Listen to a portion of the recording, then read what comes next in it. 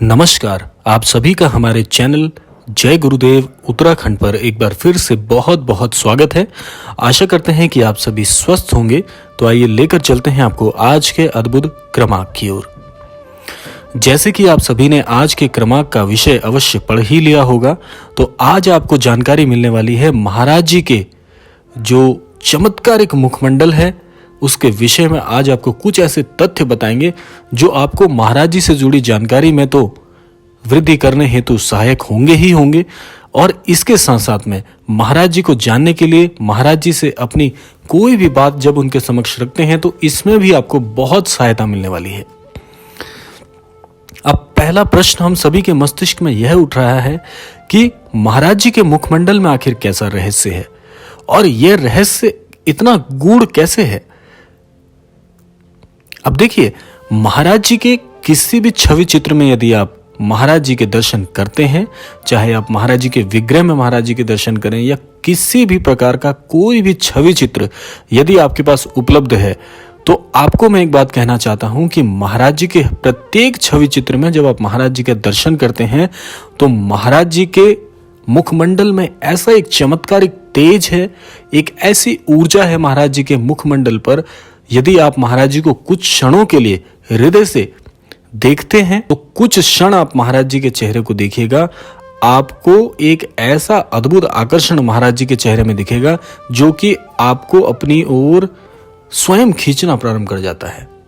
और इसमें महाराज जी की बहुत ही अद्भुत भूमिका होती है।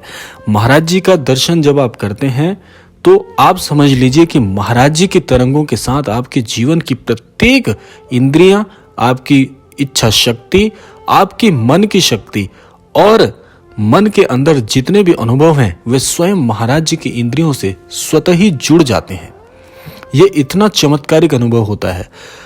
एक बात आप सभी को मैं याद दिलाना चाहूंगा, याद कीजिएगा, जब आपने महाराज जी का श्री कैंची धाम में विग्रह के समक्ष दर्शन किए हों या श्री ऋषिकेश आश्रम में महाराज जी के विग्रह के दर्शन किए हों या अन्य किसी धाम में महाराज जी के विग्रह के दर्शन किए हों, तो आप यह बात याद करिएगा, क्या महाराज जी के विग्रह से आप अपनी नजरों को हटा पा रहे थे? क्या आप अपनी उपस्थिति को वहां से हटने के लिए मजबूर कर पा रहे थे? या क्या आपका वहां से महाराज जी के समक्ष से हटने का जरा भी मन था? आपको उत्तर स्वतः ही आपके अंतर्मन से प्राप्त हो जाएगा कि नहीं, आपकी आंखों का, आपके हृदय का मन अघाता ही नहीं है जब आप महाराज जी को देखते हैं। और ये इतना चमत्कारिक होता है, इतना प्रभावशाली होता है कि इसमें महाराज जी आपको एक ऐसे बंधन में स्वयं बांध लेते हैं कि यदि आपको ऐसा लगे कि महाराज जी के विग्रह के समक्ष आप खड़े हों और आजीवन आपको महाराज जी के समक्ष यदि खड़ा रहना पड़े तो भी आपको एक क्षण के लिए लगेगा कि नहीं, समय मानो रुक सा जाता है। समय का ज्ञात होना ही हमें पता नहीं चल पाता है, समय की अनुपस्थिति महसूस होती है, समय जैसे ठहर सा जाता है। ये सारे वाक्य बहुत सत्य प्रतीत होते हैं जब आप महाराज जी के समक्ष हो जाते हैं। आपके मन को एक ऐसा शांत अनुभव होता है कि वह शांति आपको कभी भी कहीं भी किसी कार्य में, किसी स्थान पर, किसी मनोदशा में प्राप्त हो ही नहीं सकती। यह इतना अद्भुत चमत्कार होता है।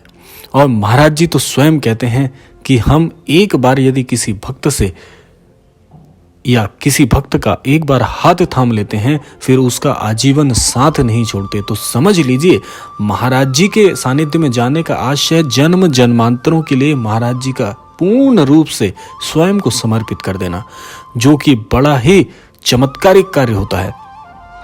इसमें सबसे बड़ी बात यह होती है, जो कमाल की बात है वो यही है कि आपको भी ज्ञात नहीं होता कि आप क्षण क्षण महाराज जी को अपना समर्पित कर रहे हैं। यह पूरी इंद्रियां, ये पूरी इच्छा शक्ति, ये पूरे अनुभव, ये जीवन के सभी प्रकार के प्राप्त होने वाले सुख एवं दुख सब महाराज जी के हो जाते हैं। जब आप संपूर्ण रूप से महाराज जी के हो जाते हैं उस समय आपको जैसे कुछ दिव्य ज्ञान जीवन का प्राप्त हो जाना, जिसके लिए लाखों वर्ष अनंत समय तक लोग प्रतीक्षा करते हैं कि ऐसा सुख कब मिलेगा जब मोक्ष के समान हमें ज्ञान प्राप्त हो जाता है। मोक्ष सत्य है, उसी प्रकार से जो दिव्य ज्ञान है, ईश्वरीय ज्ञान है, वह भी अकाट सत्य है, शाश्वत है। पूर्ण रूप से ईश्वर का हो जाना इस संसार में बहुत ही अद्भुत कार्य होता है। और यह महाराज जी के सानिध्य में आते ही ये इतने गूढ़ से दिखने वाले कार्य, इतने जटिल से दिखने वाले कार्य ना जाने कब पूर्ण हो जाते हैं। आपने तो अवश्य बचपन में सुना ही होगा या आपने कभी अनुभव भी किया होगा कि कई संतजन ना जाने कितने वर्षों से ईश्वर को प्राप्त करने के लिए बहुत प्रयत्नशील रहते हैं और अंततः ईश्वर को प्राप्त भी कर लेते हैं। लेकिन महाराज जी के साथ यदि आप इस यात्रा में जुड़ते हैं, इस जीवन यात्रा में आप जब जुड़ते हैं, तो आप पाते हैं कि ना जाने कौन कौन सी गूढ़ सिद्धियां, गूढ़ अनुभव, जीवन के ऐसे प्राप्त होने वाले चमत्कारिक अनुभवों को आप स्वयं इस भौतिक स्वरूप में, इस भौतिक संसार में अनुभव करने लग जाते हैं, जो कि बहुत बड़ी बात है, बहुत अद्भुत बात है। तो यह आपको अनुभव तभी होंगे जब आप महाराज जी के साथ अपनी पूर्ण लगन से, पूर्ण हृदय की कामना से और सहृदय महाराज जी से जुड़ने का प्रयास करते हैं। अब बहुत से अनन्य दर्शकों के यहाँ पर एक प्रश्न आते हैं कि महाराज जी से आखिर जुड़ें कैसे, हमको क्या करना पड़ेगा। देखिए, आपको मैं यह बता दूं कि ये मेरा व्यक्तिगत अनुभव भी है कि आपको विशेष कोई कार्य करने की आवश्यकता नहीं है। जिसका मन स्वच्छ है, जिसके मन में भाव श्रद्धा के हैं, जिसके मन में ईश्वर को प्राप्त करने की लालसा है, उसके लिए ये सब कुछ ईश्वर के चरणों में समर्पित करना जैसे बहुत ही विशेष पूजा विधि विधान कार्य करने के समान है। इसलिए पूजा अपने, जब आप कोई भी ईश्वर को पूजा प्रेषित करते हैं तो अपने मन से, अपनी श्रद्धा अनुसार पूजा को प्रेषित कीजिए। जो मन के जो स्वच्छ अनुभव हैं, जो मन के स्वच्छ विचार हैं, जो मन से स्वच्छ कामना है, उनको पुष्पों के भांति महाराज जी के चरणों में समर्पित करके देखिए। महाराज जी के श्री चरणों में आप अपने श्रद्धा के फूल समर्पित करके देखिए आपको महाराज जी कहां से कहां पहुंचा देते हैं। महाराज जी कहते हैं कि इस सृष्टि में किसी भी घटना का होना, किसी भी कार्य का पूर्ण होना असंभव नहीं है। प्रत्येक कार्य समान है, प्रत्येक कार्य संभव है। वह इतना ही आसान है जैसे किसी वृक्ष से कोई फल तोड़ना। ये इतना आसान कार्य है। ये हम सबको जटिल इसलिए लगता है क्योंकि आज हम इस भौतिक संसार में इतना रच बस गए हैं। ये रचने बसने की जो प्रक्रिया है ये इतनी ज़्यादा घनिष्ठ हो जाती है कि हम जो हमारा स्वाभाविक जीवन है, यानी कि ईश्वर को याद करना, ईश्वर के प्रति, ईश्वर की जो लीलाएं हैं उनका गुणगान करना, जीवन में भजन कीर्तन आदि करना, ईश्वर के नाम का जाप करना, ये जो हमारे मूलभूत कार्य हैं, जो सनातन के सबसे बड़े स्तंभ है, उन सब को आज हम भूलकर भौतिक संसार में इतना ज़्यादा घुल मिल जा रहे हैं कि आज हमको ईश्वर को सुमिरन करने का, स्मरण करने मात्र तक का क्षण भर भी समय नहीं मिल पा रहा है। और ये बड़ी ही क्रूर बात है, बड़ी ही घृणात्मक बात है कि हम चाहते हुए भी बहुत से जन ऐसे हैं जो अपने जीवन को यूं ही जिए जा रहे हैं। ईश्वर के नज़दीक तो जाना चाहते हैं लेकिन अपने जीवन को व्यर्थ रूप से यूं ही बस जिए जा रहे हैं। तो हमारा जो मूल कर्तव्य है, ये जो मानव देह ईश्वर ने हमें प्रदान की है, हमारा मूल कार्य यही है कि ईश्वर को याद करें, ईश्वर का सुमिरन करें। इतनी पवित्र देह और इतनी सर्वश्रेष्ठ देह मानव देह को कहा जाता है। ना जाने कितने अनगिनत सालों में, ये ना जाने कितने अनगिनत समय में ये पवित्र मानव देह हमको प्रदान ईश्वर ने की है। तो क्यों ना इसका हम सदुपयोग करें, क्यों ना हम अपने इष्ट देवताओं को और अपने गुरुजनों से उनका आशीर्वाद लें। और उसके लिए हमें जीवन में समय तो निकालना ही पड़ेगा।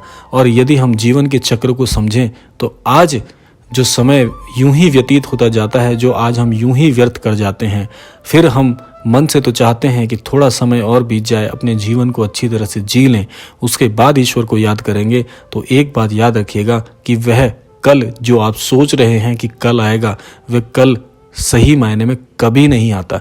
इसलिए अपनी पूरी दिनचर्या से जितना भी समय मिलता है उस समय में अपने गुरुजनों को, श्रद्धेय महाराज जी को, अपने इष्ट जनों को, सबको सुमिरन करिए, याद करिए, उनकी कथाओं का गुणगान करिए। क्योंकि ये वही समय है जो व्यर्थ कर रहे हैं। जिस समय को आज आप संजो रहे हैं आज के पल जीने के लिए, ये जो समय है ये कल बनकर कभी नहीं आता किसी के जीवन में। इसीलिए आज इसे जिए और इस प्रकार से जिए कि आप अपने जीवन को सार्थक तो करें ही करें और इस समाज को भी पवित्र करें। इसी कामना के साथ विदा लेने का समय आ चुका है, लेकिन विदा लेने से पहले इस क्रमांक में प्रार्थना का समय है। मैं आज के इस विशेषांक से सभी अनन्य दर्शकों के लिए प्रार्थना करता हूं कि सभी को महाराज जी सद्बुद्धि दें, सन्मति दें और ईश्वर के प्रति आस्थावान बनाएं। इसी कामना के साथ विदा लेते हैं। मिलते हैं अगले क्रमांक में। तब तक के लिए जय श्री राम, जय गुरुदेव, जय उत्तराखंड।